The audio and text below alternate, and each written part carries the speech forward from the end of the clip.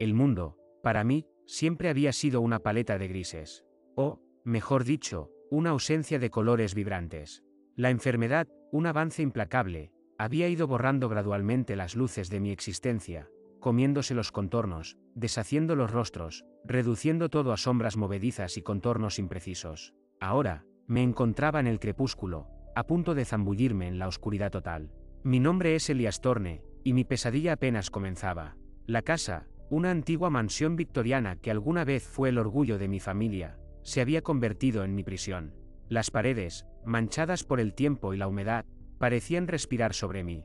El aire, espeso y húmedo, olía a polvo y a algo más, algo que no podía identificar, algo inquietante. Un día, sentado en mi sillón favorito, junto a la chimenea apagada, sintiendo la familiar picazón en los ojos, lo vi.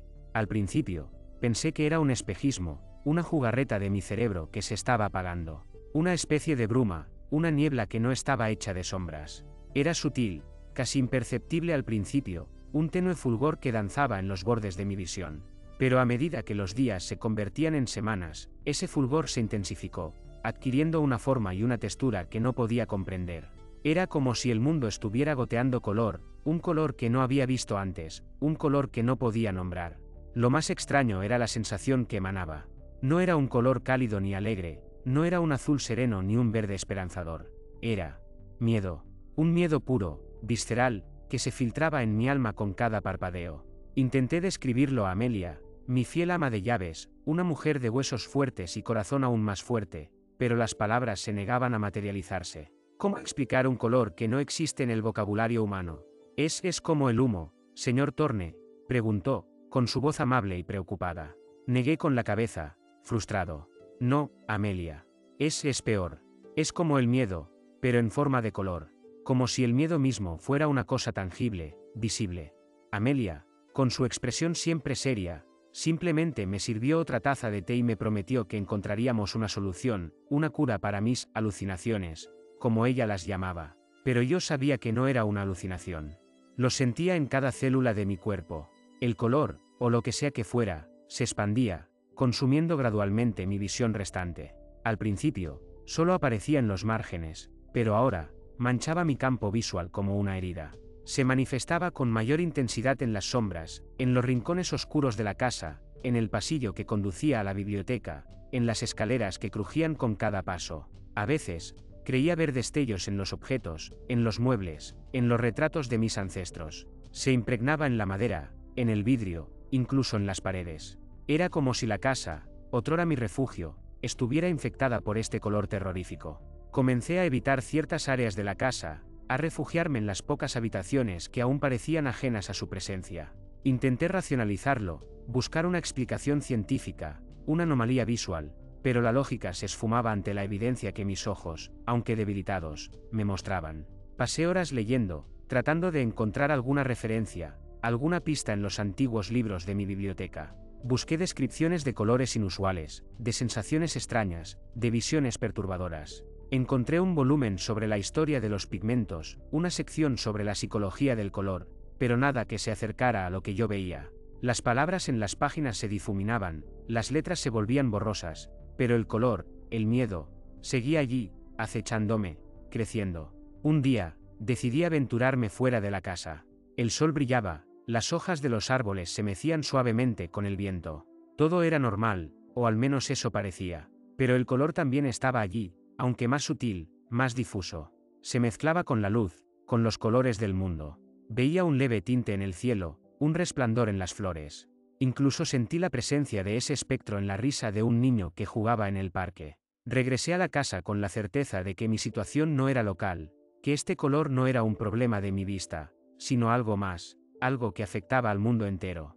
Me encerré en mi estudio, un espacio atiborrado de libros y recuerdos. Busqué en mis archivos familiares, en los diarios de mis antepasados, en las cartas de mis abuelos. Quizá la respuesta se encontrara en el pasado, en alguna historia olvidada, en algún secreto familiar. Pasé días revisando montañas de documentos, hasta que encontré algo. Un breve párrafo en el diario de mi tatarabuela, Clara, una mujer conocida por sus excentricidades y su curiosidad por lo oculto. El párrafo, escrito con una caligrafía temblorosa, describía una experiencia similar a la mía. Mencionaba un color prohibido, un fulgor espectral que provocaba terror y desesperación. Terminaba con una advertencia, con la promesa de un peligro inminente y la necesidad de sellar el conocimiento, de esconderlo del mundo. Después, el diario se interrumpía abruptamente. No había más información, ni explicación, ni resolución. El descubrimiento me heló la sangre. No estaba solo, no era el único.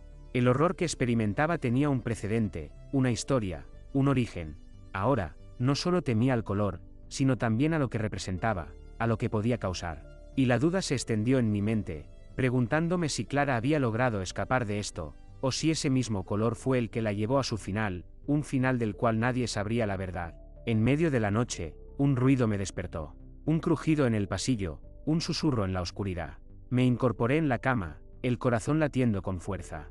La ceguera me obligaba a depender de mis otros sentidos. El olor a humedad y polvo, el leve silbido del viento a través de las rendijas de la ventana, el sonido sordo de pasos acercándose. Entonces, lo vi.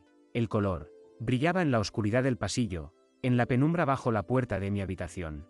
Era más intenso, más vibrante que nunca. Y esta vez, no estaba solo. Vi una sombra, una figura borrosa, envuelta en ese color aterrador, que se movía hacia mí. El miedo se apoderó de mí. No pude gritar, no pude moverme. Todo lo que podía hacer era esperar. La sombra se detuvo frente a mi puerta, una silueta deforme que se agitaba y se contorsionaba en la oscuridad. El color, ahora una masa pulsante de terror, emanaba de ella, inundando la habitación. Sentía su presencia, fría y penetrante, un escalofrío que me recorría la columna vertebral, paralizándome. No era una figura humana, no del todo. Parecía más una acumulación de sombras, de contornos difusos, de fragmentos rotos que se unían y se separaban sin cesar. Podía sentir los latidos acelerados de mi corazón, el sudor frío que resbalaba por mi frente, la respiración entrecortada que me asfixiaba.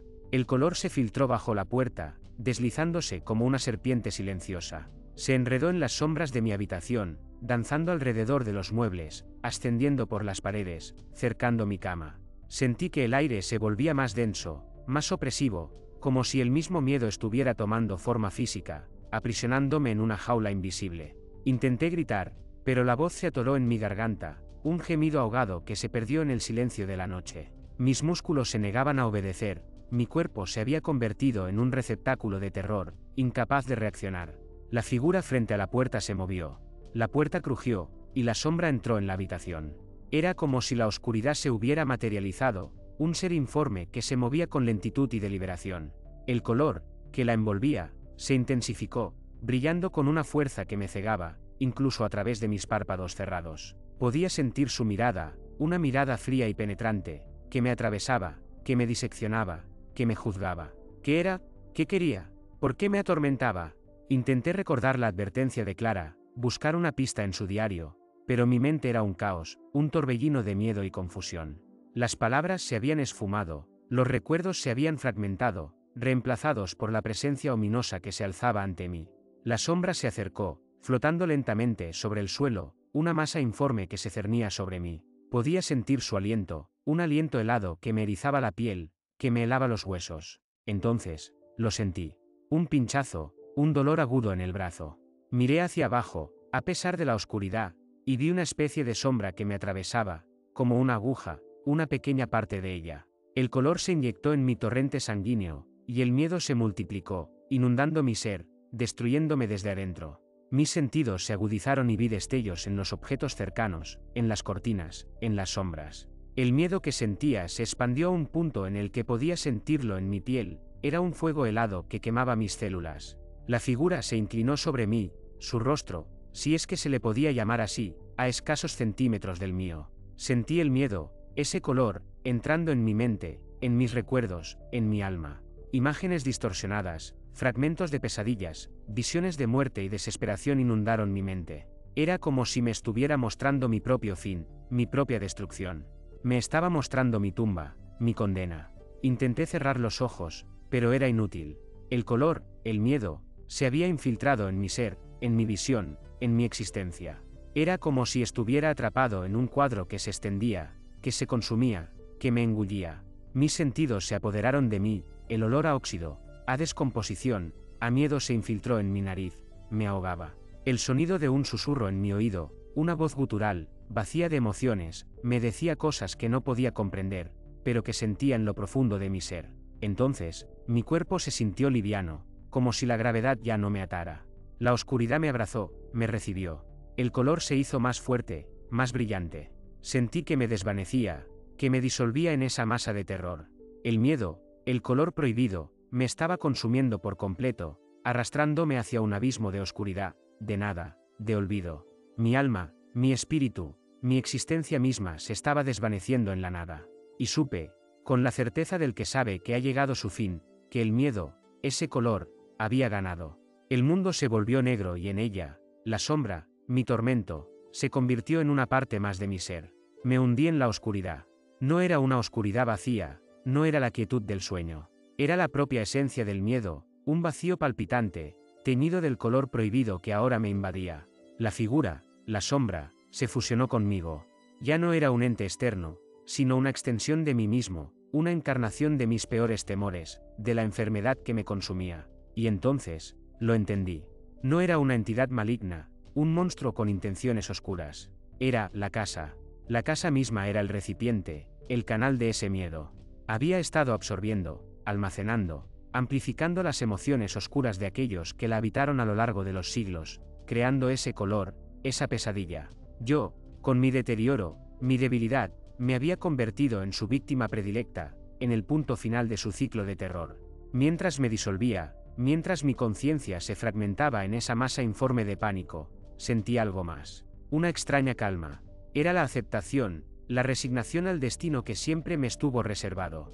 Pero, sobre todo, fue la esperanza.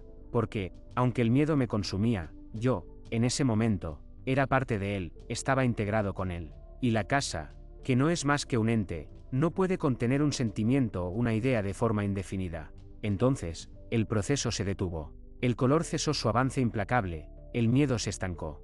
La oscuridad permaneció, pero ya no era opresiva. En medio de esa nada, sentí el nacimiento de algo nuevo, algo diferente. Una conciencia, una conexión que se extendía más allá de mi individualidad. Era la casa, pero no como la había conocido. Era la esencia del miedo transformada, un estado de no ser.